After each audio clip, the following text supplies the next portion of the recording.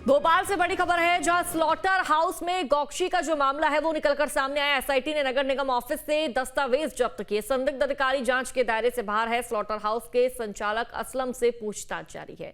करीब 16 घंटे के अंदर 3 बार पूछताछ की गई। 25 जनवरी को दोनों को कोर्ट में पेश किया जाएगा। नगर निगम कार्यालय से जो फाइल है वो जब्त की गई है। बड़ी खबर आप तक साझा कर दे, भोपाल से खबर सामने आ रही है। द स्लॉटर हाउस में गौकशी का जो मामला है वो सामने आया। एसआईटी ने नगर निगम ऑफिस से जो दस्तावेज है, डॉक्यूमेंट्स है वो जब्त किए हैं। संदिग्ध अधिकारी जांच के दायरे से फिलहाल बाहर है। स्लॉटर हाउस के संचालक असलम से पूछताछ की जा रही है। करीब 16 घंटे के भीतर 3 बार उससे पूछताछ हो चुकी है। 25 जनवरी को दोनों को कोर्ट में पेश किया जाएगा। नगर निगम कार्यालय से फाइल भी जब्त की है।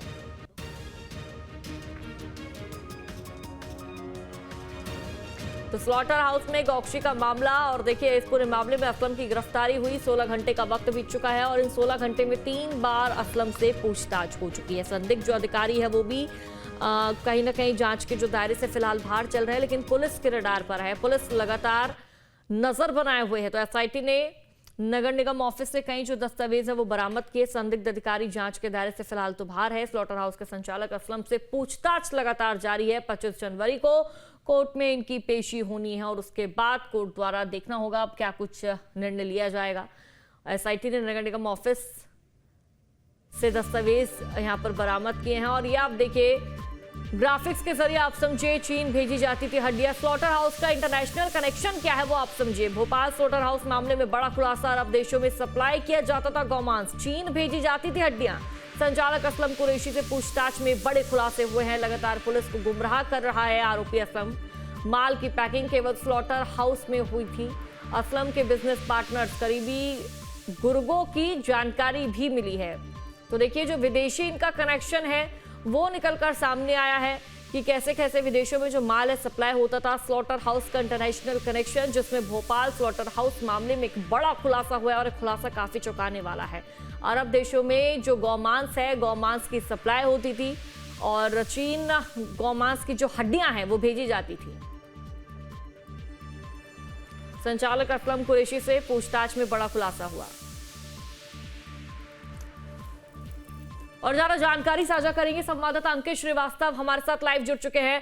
अंकित, अब स्लॉटर हाउस का इंटरनेशनल कनेक्शन निकलकर सामने आया है और इस इंटरनेशनल कनेक्शन में क्या बड़ी और प्रमुख बातें निकलकर सामने आई है, विस्तार से बताइए।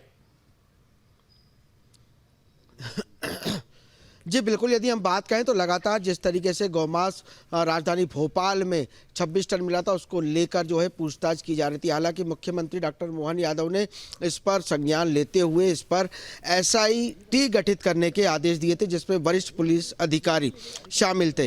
हालांकि जो भी संदिग्ध अधिकारी हैं उन्हें इस जांच से पूछताछ से उनको दूर रखा गया। लेकिन जब असलम चमड़े से शुक्रवार के दिन 16 घंटे वरिष्ठ अधिकारियों ने पूछताछ की तो कई चौंकाने वाले खुलासे हुए। हालांकि पहले तो असलम चमड़े ने पुलिस को गुमराह करने का प्रयास किया, उसके बाद जो खुलासे हुए वो चौंकाने वाले हुए। यानी कि जो गौमांस था वो विदेशों में सप्लाई किया जाता था और जो गौ माता की हड्डियां हैं उन्हें चीन भेजा जाता। तो कहीं ना कहीं अब इसका जो सीधा नेटवर्क है वो विदेशों से जुड़ गया, इंटरनेशनल जुड़ गया, क्योंकि स्लॉटर हाउस में लंबे समय से गौ मांस जो है बाहर भेजा जा रहा था।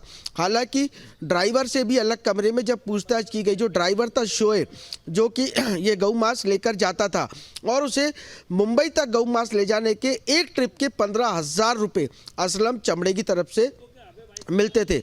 उनके असलम चमड़े के भाई की बात कहें या असलम चमड़े के परिवार की बात कहें या असलम चमड़े के करीबी दोस्त यारों की बात कहें, सभी से पूछताछ की जा रही है और भी चौंकाने वाले खुलासे होंगे।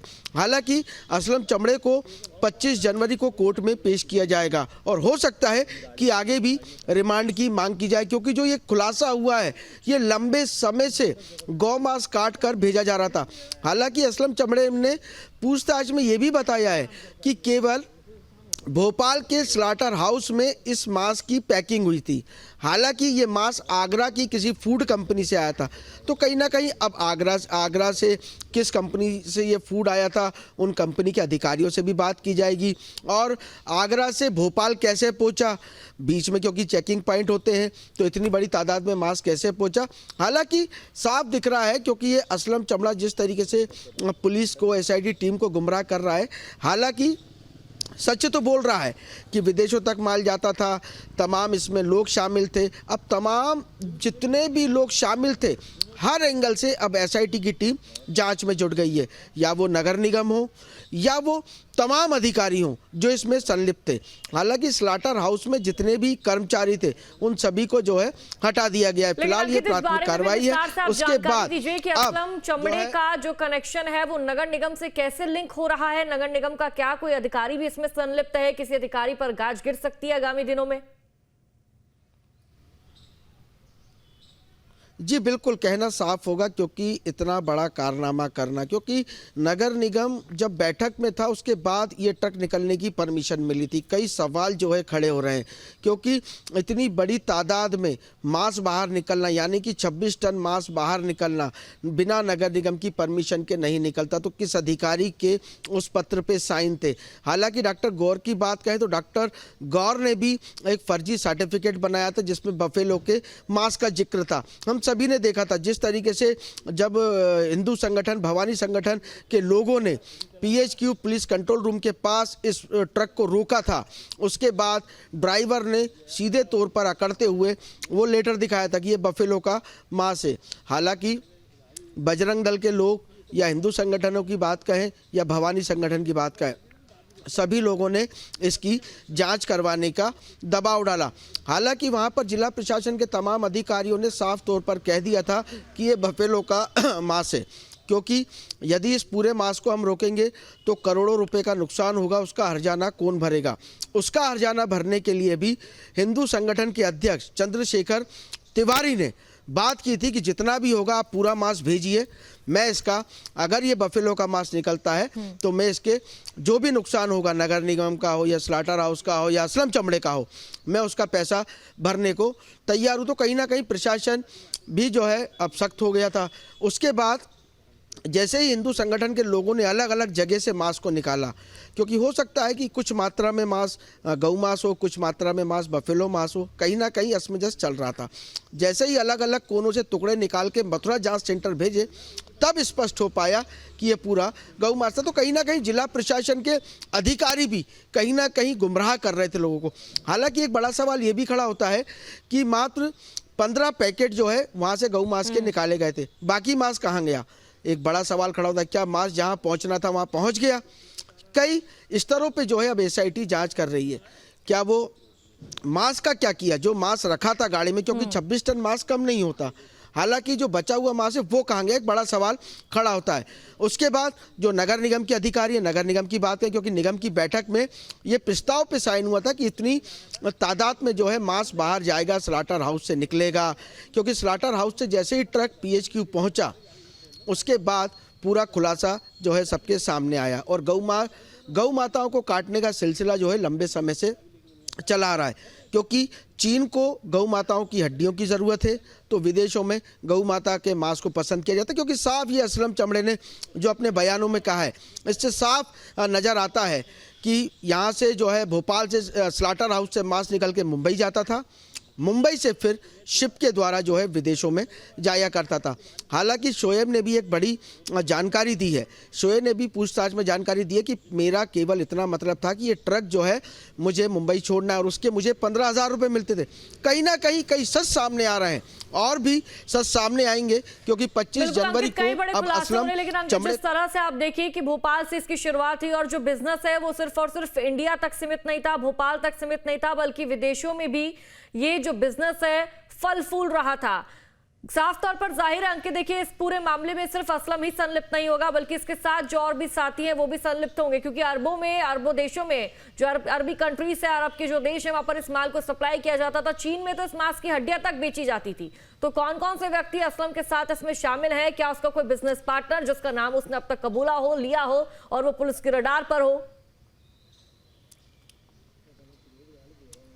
देखिए, यदि हम बात कहें अरब देश की, तो अरब के कई देशों में जो है गौ मांस बेचा जाता था, सीधे कॉन्टैक्ट होते थे।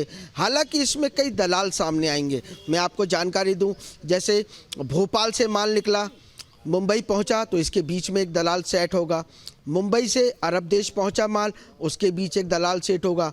अरब के किन किन देशों में माल जाना है, वहां पर एक दलाल सेट होगा। तो लगातार यदि हम बात कहें तो ये पूरा एक चेन सिस्टम हमें लग रहा है, क्योंकि हम देख रहे हैं कि इतनी बड़ी तादाद में मांस जाना संभवता नहीं है। तो इसके हर एक कोने में, हर एक जगह जो है दलाल होंगे। हालांकि अब SIT की टीम इस विषय पर जांच कर रही है और हो सकता है कि इंटरनेशनल जो अरब के देश हैं या वहाँ से भी कुछ जानकारी जुटाने की जरूरत पड़ी तो वहाँ की पुलिस से भी मदद ली जाएगी, मुंबई पुलिस से भी बात की जाएगी। तमाम जो सेंटर पॉइंट पड़ते हैं भोपाल से मुंबई, आरोपियों के नाम इसमें संलिप्त रहेंगे। असलम द्वारा पूछताछ में क्या कुछ बड़े खुलासे किए जाएंगे? शुक्रिया अंकित आपका जानकारी साझा करने के लिए।